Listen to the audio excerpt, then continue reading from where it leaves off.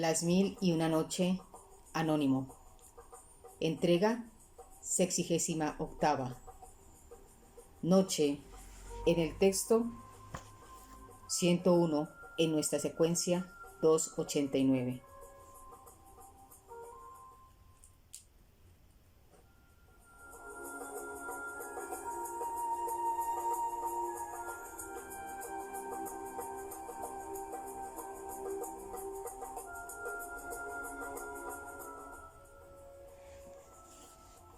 Así pues, llegada la noche, a instancias de su hermana y con el permiso del rey, Charazad reanudó el relato. Cuentan, Majestad, que Budur llamó a gritos a las sirvientas que asustadas irrumpieron en la habitación con la vieja ama de llaves que las mandaba a la cabeza. ¿Pasa algo, señora?, preguntó la anciana. ¿Por qué habéis gritado de esta manera? ¿Y tú me lo preguntas? No me hagas reír, replicó la crispada Budur. Soy yo la que tengo que preguntarte dónde diablo me llevaste anoche y dónde está el hombre en cuya cama me metiste. Santo Alá, exclamó el ama escandalizada. ¿A qué hombre os referís? Al joven con el que he dormido, al menos buena parte de la noche. Tú sabes mejor que yo a quién me refiero y quiero que me aclares inmediatamente el asunto. Por Alá, señora, no os burléis de mí. No soy más que una pobre anciana con pie en una tumba. No sé de qué me habláis, os lo aseguro. Vieja embustera, le insultó Budur, no te hagas la inocente ahora. Eres tú la que se burla de mí. La impetuosa Budur no pudo contener la furia.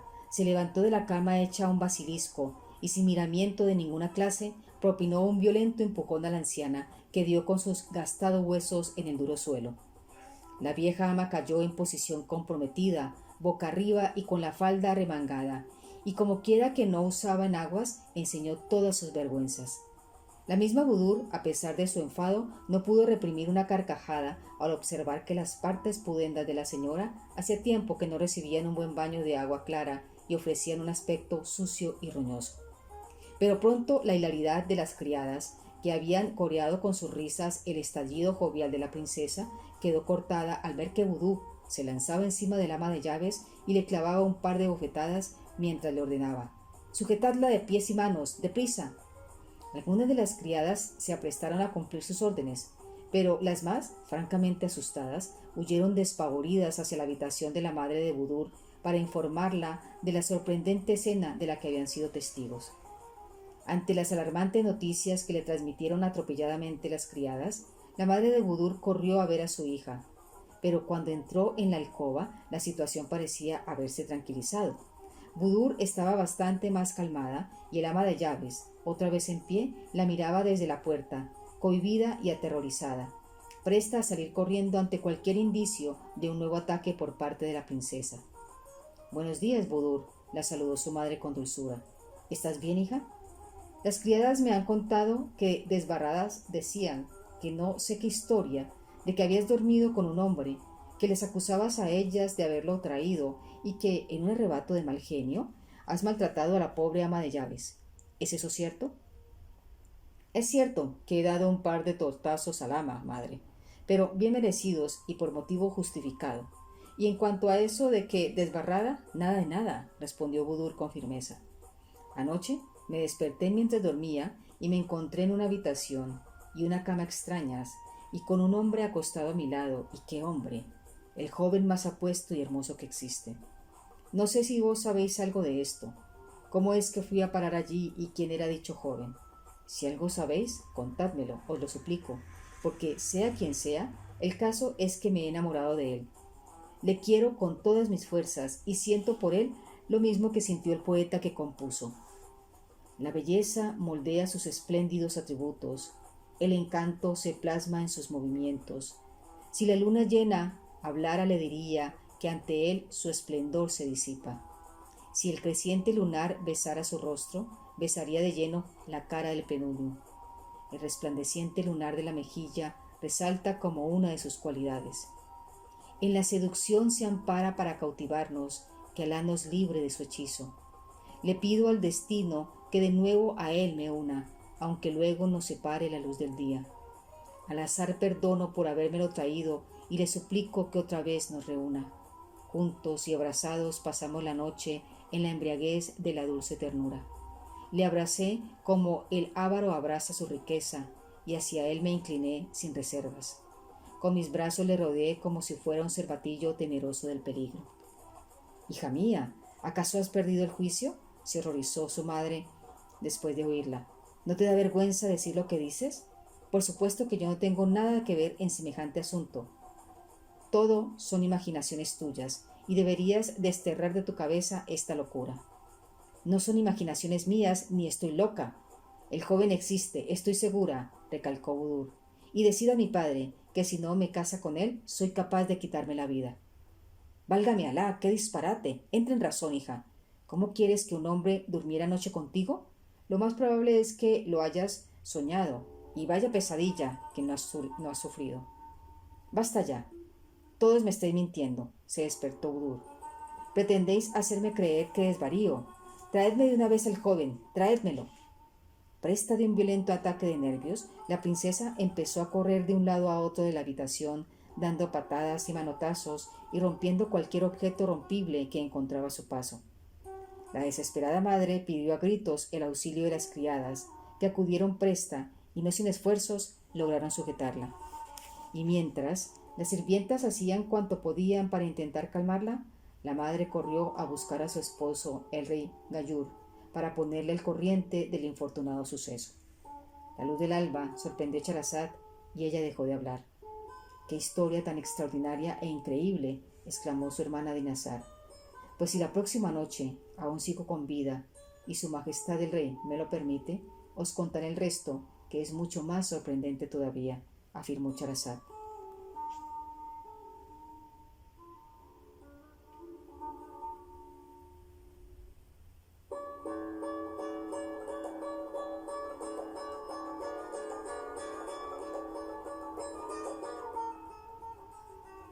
Noche en el libro 102, en nuestra secuencia 290.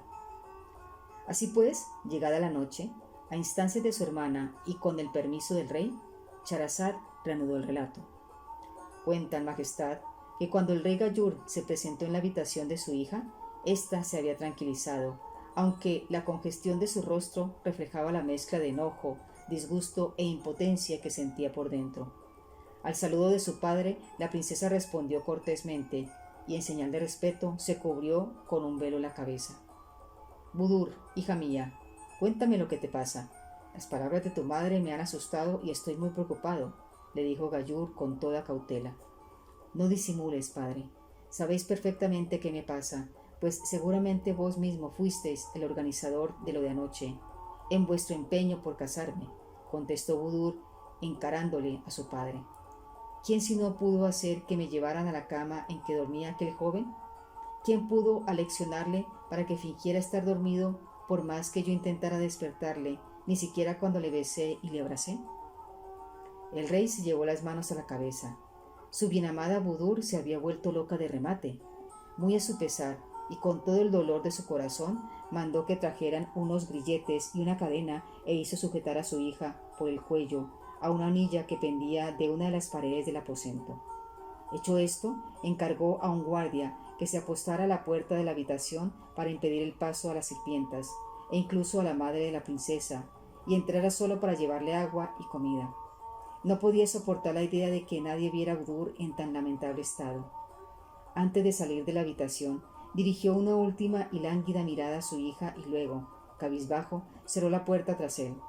Dio las oportunas instrucciones al guardia y se alejó con pasos lentos y pesados, convertido en la vieja imagen de la desolación. Al día siguiente, Gayur se dirigió a la sala del trono y convocó con urgencia una reunión del Consejo del Reino. Emires, visires, chambelanes y altos cargos del gobierno acudieron con prontitud a la convocatoria, y en cuanto todos hubieron cumplimentado el trámite de saludos y reverencias al monarca, el rey les comunicó la triste noticia de la locura que había atacado a la princesa Budur en forma de algún maligno genio que, adoptando la figura de un hermoso joven, se había introducido en su cabeza y le había producido el estado de enajenación en que se hallaba sumida. Seguidamente, muy serio, les anunció su intención de remover cielo y tierra para encontrar a alguien que fuera capaz de curarla, y dijo: «Os prometo, y todos sois testigos, que aquel que logre sanarla obtendrá su mano, pues la casaré con él. Pero atención, el que no lo intente y no lo consiga será decapitado, que quede claro. No voy a permitir que nadie que la haya visto vaya contando por ahí las intimidades de la princesa y manche su honor. La consternación se apoderó de toda la sala, y uno a uno los presentes expresaron al rey sus deseos de pronta recuperación de la princesa. Uno de ellos, no obstante, además de miembro del consejo, era un reconocido y competente astrólogo, y sin dudarlo ofreció al rey sus servicios. Majestad, permitidme que visite a la princesa, expresó con valentía. Tengo experiencia en estos casos y creo que estoy en condiciones de liberarla de su dolencia. La luz del alba sorprendió a Scheherazade y ella dejó de hablar. ¡Qué historia tan extraordinaria e increíble!, exclamó su hermana Dinazar. Pues si la próxima noche aún sigo con vida y su majestad el rey me lo permite, os contaré el resto, que es mucho más sorprendente todavía, afirmó Scheherazade.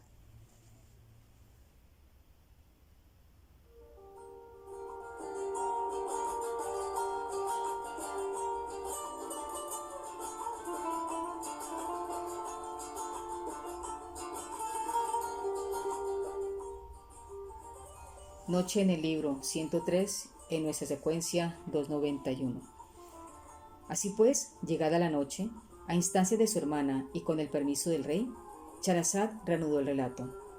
Cuentan, majestad, que el rey Gayur le obligó a acatar bajo juramento la condición que había puesto para cualquiera que quisiera enfrentar al reto de curar a la princesa, y una vez que hubo jurado, le permitió ir a su casa para que trajera a palacio los instrumentos de trabajo. Con que armado de sus instrumentos y precedido por el rey, el astrólogo penetró en la habitación de la princesa. ¿A qué ha venido este hombre?, dijo Budur, dirigiéndose airadamente a su padre. ¿Cómo es que permitís que entre aquí un extraño? Calma, hija, calma. Este buen hombre ha venido para ayudarte. Es un experto astrólogo y va a intentar liberarte del demonio que se ha metido en tu cabeza. Ni astrólogos ni demonios. Yo no estoy enferma ni endemoniada, padre. Lo único que quiero es que me traigáis al joven que anoche durmió conmigo, el que hizo conmigo lo que refleja el poema. ¿Acaso quieres desgarrar mi corazón? Tus flechas en él has clavado.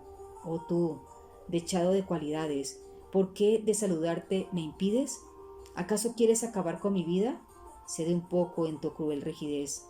Si al menos una sonrisa me dedicas, de mi sufrimiento me liberarías. Pero si mi vida es lo que quieres, di solamente que todo fue un sueño. Al escuchar esas palabras, el astrólogo comprendió en el acto cuál era el verdadero problema de la muchacha. Se había enamorado. Lo que no podía saber era si se había enamorado de un ser real o de una imagen que su mente había creado.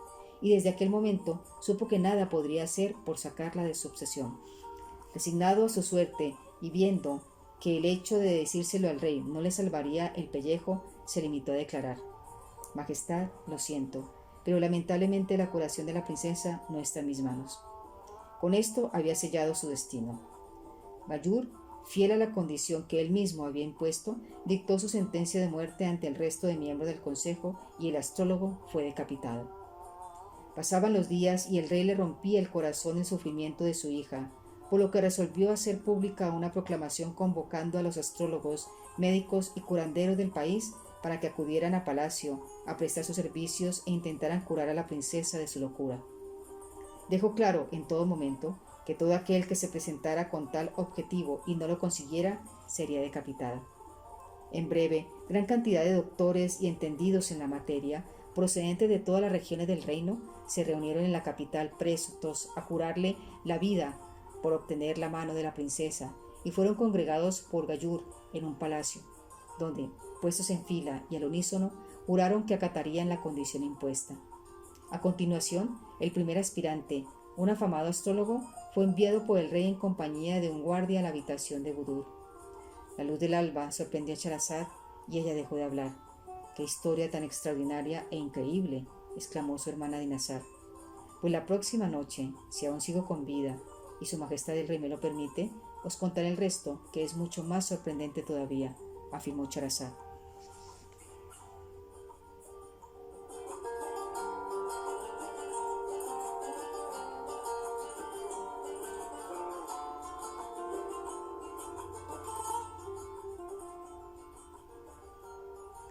noche en el texto, 104 en nuestra secuencia 292.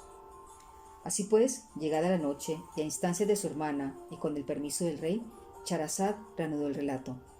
Cuentan, Majestad, que el docto personaje fue recibido con semblante hosco y total mutismo por parte de la princesa, que seguía encadenada y recluida en su cuarto.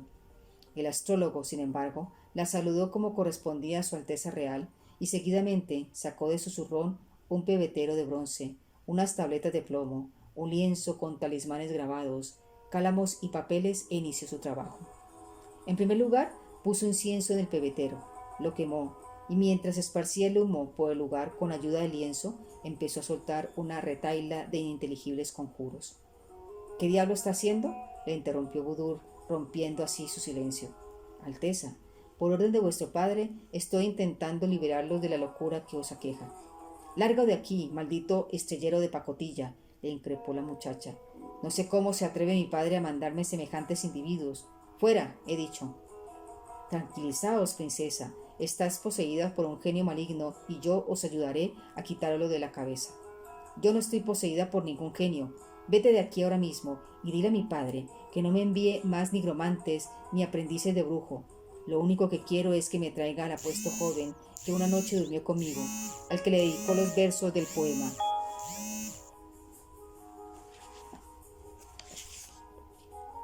Por tu preciosa cara, no traiciones nuestro pacto, alivia mi sufrimiento y únete a mí en el acto.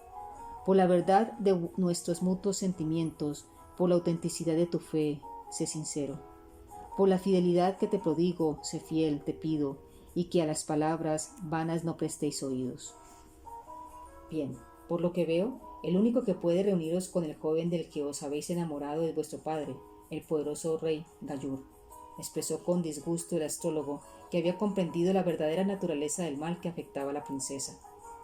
Contrariado, guardó sus instrumentos, salió de la habitación y se fue al encuentro del rey. Majestad, vuestra hija no está loca, está enamorada, le dijo sin pelos en la lengua, y mi ciencia nada puede en contra de ello. Lo único que la curaría sería que le permitieras unirse a su amada. ¿Cómo te atreves a hablar así de mi hija, rufián?, se encolerizó el rey. Lo que pasa es que eres un incompetente. Guardias, llevadle al verdugo y que le corte el cuello.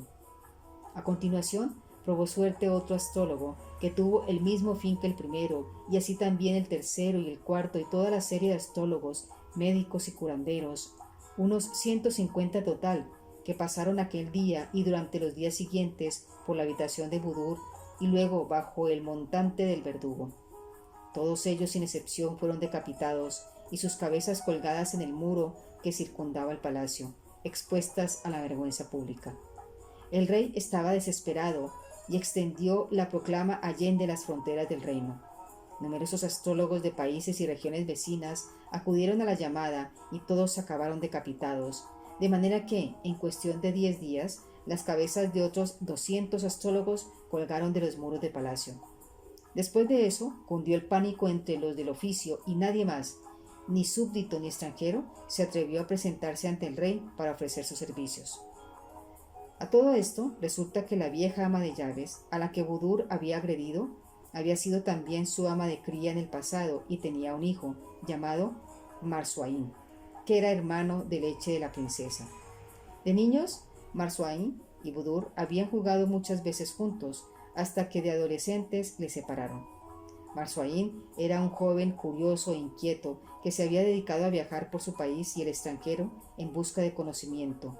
Había aprendido mucho en los campos de la astrología, las matemáticas y la adivinación, y se había convertido en un experto en el uso del astrolabio. Hallándose, pues, lejos de su tierra, le habían informado de la desgracia que había azotado Kashgar con la locura de la hija del rey Gayur y los muchos sabios que habían perdido la vida intentando curarla. Cuando Mursaín lo supo, emprendió inmediatamente el camino de regreso a casa, y el día en que llegó a la capital de Kashgar, todavía algunas cabezas de los infortunados que habían fracasado en su intento de curar a la princesa pendían de los muros del palacio. La madre de Mursaín le recibió con la consiguiente alegría, pero inevitablemente, antes que otra cosa, su primer tema de conversación fue el asunto que tenía a la torre y en la corte a todo un pueblo en vilo. Desgraciadamente, hijo mío, las cosas no van muy bien por aquí, le dijo su madre. No sé si te has enterado de lo que ha pasado con Budur. ¿Que si me he enterado? Las noticias vuelan, madre. Lo sé todo. Un viajero me comentó el caso cuando me encontraba en el extranjero y por eso he venido. De los muros del palacio todavía cuelgan algunas de las cabezas de los desdichados astrólogos. ¡Qué calamidad! Así es, hijo mío. Estamos todos trastornados. Al parecer, Budur no tiene cura. Por eso, precisamente he venido, para intervenir en el asunto. La conozco bien y creo que algo puedo hacer por ella, al menos intentarlo, pero necesito vuestra ayuda. ¿Me ayuda? ¿Y cómo puedo ayudarte? Pues podéis ayudarme a entrar en palacio y penetrar secretamente en la habitación de Budur. Necesito verla. De todos modos, si no podéis, pediré audiencia al rey para que me permita visitarla y que sea lo que la quiera. Ni se te ocurra. Claro que te ayudaré, hijo. Cuenta conmigo. Lo único que te pido es un poco de paciencia hasta que encuentre la mejor manera de llevar a cabo nuestro propósito. En cuanto tuvo oportunidad, el ama de llaves habló con el guardia apostado a la puerta de la habitación de Budur y después de entregarle una bolsa con cierta suma de dinero le dijo: Mi hija fue amigo íntima de Budur durante años, antes de casarse, y desde que se enteró de su estado de enajenación anda muy preocupada y no para de decir que quiere verla. Te ruego que, en cuanto te sea posible, nos dejes entrar en el cuarto de la princesa. Naturalmente, puedes contar con nuestra total discreción. Será un secreto entre nosotros. De acuerdo, os facilitaré la entrada, accedió el guardián. Hoy mismo si queréis, pero venid de noche, por favor. No fuera caso que apareciera el rey por aquí y nos pillara. Claro, no te preocupes, vendré esta noche con mi hija. La hija no era tal, por supuesto, sino su hijo, Mursaín, que a la hora convenida con el guardián llegó acompañado de su madre y convenientemente disfrazado de mujer, de manera que no había despertado ninguna sospecha por los pasillos del palacio. El guardián les abrió la puerta de la habitación y mientras la madre se quedaba esperando afuera, Mursaín entró libremente. La habitación estaba iluminada con 2 velas y a Mursaín se le cayó el alma a los pies cuando vio a Badur encadenada. La insomne Badur observó con sorpresa cómo la inesperada visita se quitaba el velo y el vestido de mujer y debajo de él aparecía su hermano de leche, al que tenía el mucho aprecio. «Querido Mursaín», exclamó mostrando por fin una sonrisa en su rostro. «Qué agradable sorpresa. Hacía tiempo que no sabía nada de ti, infatigable trotamundo. ¿Qué tal? ¿Qué me cuentas?» «Lo importante es lo que tienes que contarme tú, Budur», replicó Mursaín con dulzura. «Estoy muy preocupado por las noticias que circulan sobre tu salud, y enseguida que me enteré, lo dejé todo y vine a Kashgar inmediatamente, a ver si puedo hacer algo por ti. Como ves, he venido hasta aquí a escondidas, sin que tu padre lo sepa». «Dicen que estoy loca, hermano, pero no lo creas, no es cierto», se quedó amargamente Budur. «Y ya estoy harta de que mi padre me mande hechiceros, matasanos para curar mi supuesta demencia. Lo que me pasa te lo puedo resumir en estos versos. Dicen que estoy loca, pero es amor lo que siento. ¿Acaso en la locura no está la mejor de las vidas? Dejaos de reproches y traedme a quien me enloqueció, pues mi locura por él no es más que el amor». Mursaín no necesitó más explicaciones para saber que la princesa estaba enamorada. «No te atormentes más, Badur», le consoló Mursaín. «Explícame todo lo relacionado con el caso y a la mediante encontraré la forma de ayudarte». La luz del alba sorprendió a Charazad y ella dejó de hablar. «¡Qué historia tan extraordinaria e increíble!», exclamó su hermana Dinazar. «Pues si la próxima noche aún sigo con vida y su majestad el rey me lo permite, os contaré el resto, que es mucho más sorprendente todavía», afirmó Charazad.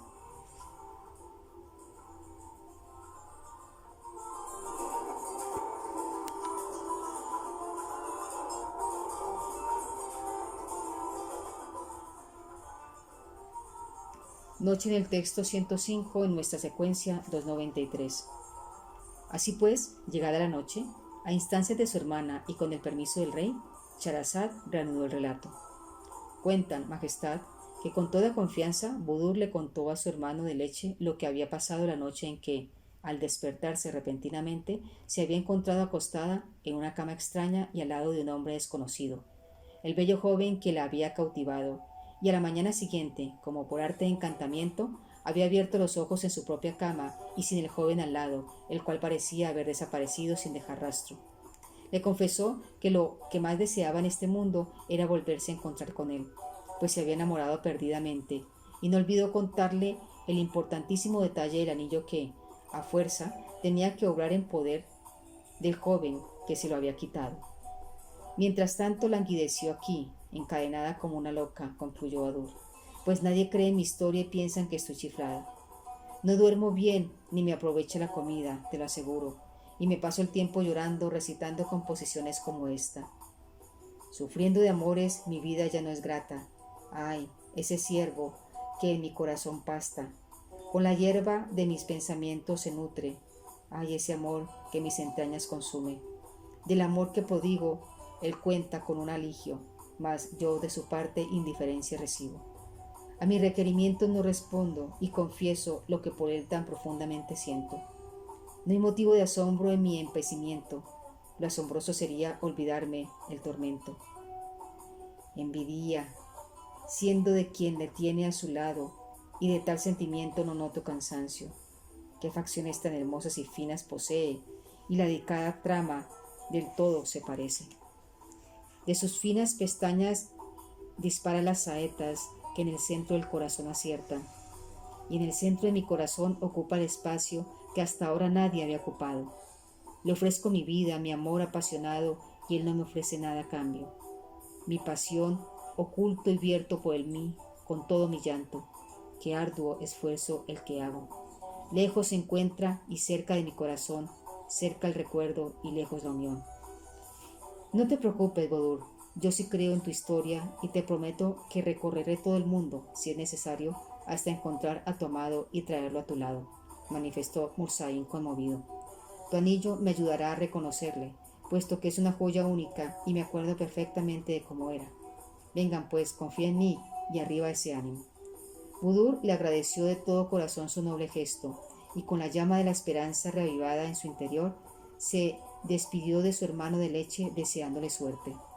Por su parte, Mursaín tuvo buen cuidado de volver a ponerse la ropa de mujer antes de salir de la habitación y una vez fuera se reunió con su madre y ambos regresaron a casa. El intrépido Mursaín no quiso perder ni un día de tiempo y a la mañana siguiente de su encuentro con Budur emprendió el viaje. Incansable, recorrió regiones, valles, pueblos y ciudades hasta que al cabo de un mes llegó a una ciudad costera llamada Dairán, en la que, como es casi en todas partes, habían llegado los ecos de la proclama del rey Gayur de Kashgar y se comentaba la locura de la princesa Budur y el mal fin de todos los que habían intentado curarla. Pero fue también en Dairán donde escuchó por vez primera la historia de un tal Kamar Azaman, príncipe heredero del reino de Jalidán, que hacía meses estaba postrado en cama, aquejado de una extraña enfermedad que parecía no tener remedio y que había sumido a su padre, el rey Charamán, en el dolor y la desesperación.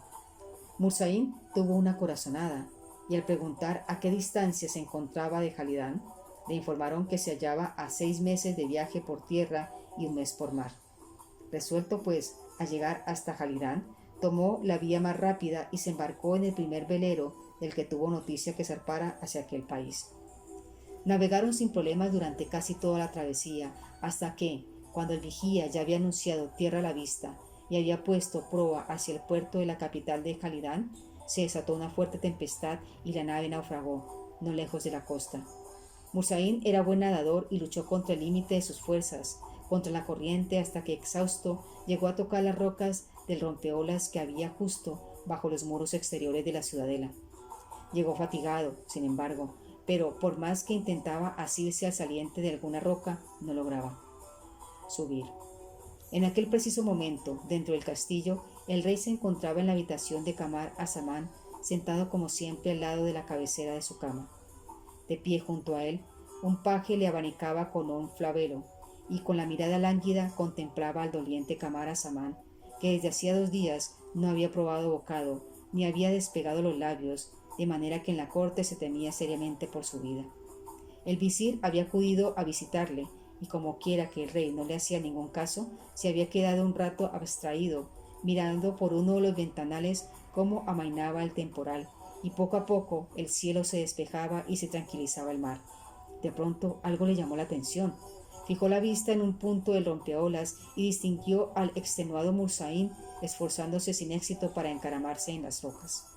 Inmediatamente se acercó al rey y con voz tenue, para no molestarle, le dijo: Majestad, allá afuera hay un hombre que está a punto de ahogarse. Con vuestro permiso iré a ver si puedo ayudarle a salir del agua.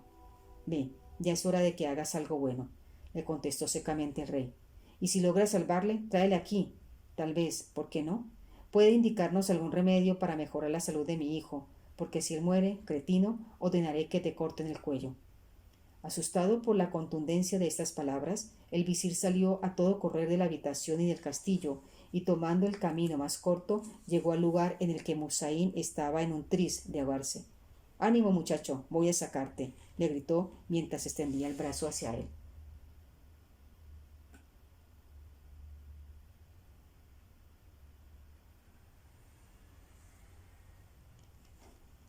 Mursaín logró cogerse de su mano. El visir tiró de él con fuerza, y cuando le tuvo más cerca, le agarró de los pelos con la mano libre y así consiguió sacarle del agua.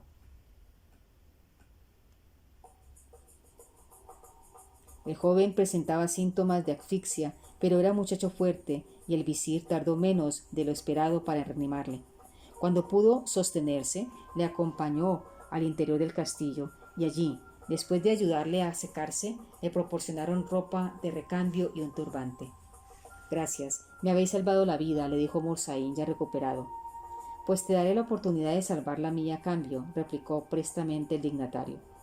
Y a continuación le informó de dónde estaba y le puso al corriente y con detalle de todo lo referente al príncipe Camarasamán, con lo que Mursaín dedujo que, muy probablemente, se trataba del mismo joven por el que tanto suspiraba Budur.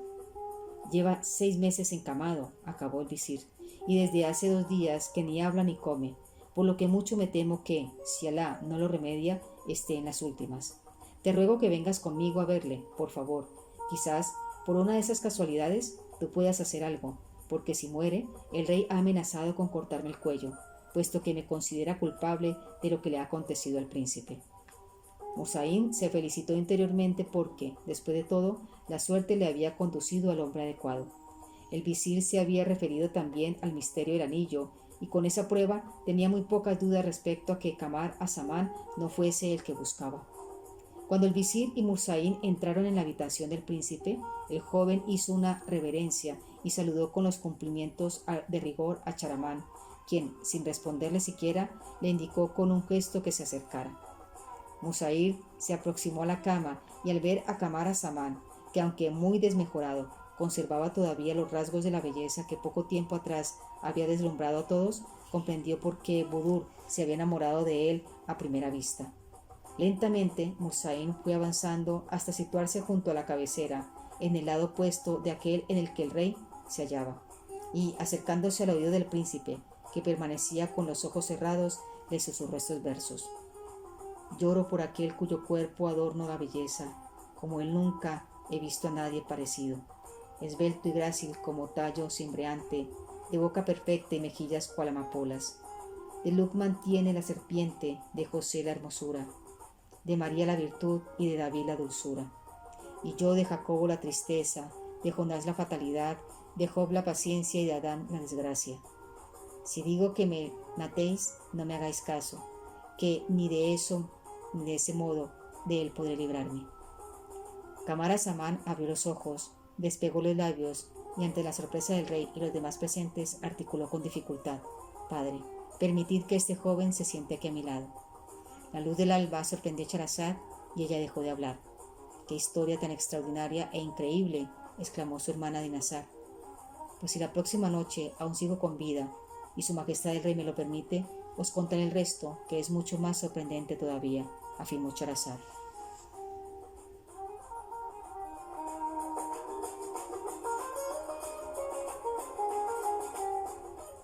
Y se acerca la noche en el texto 106 en nuestra secuencia 294.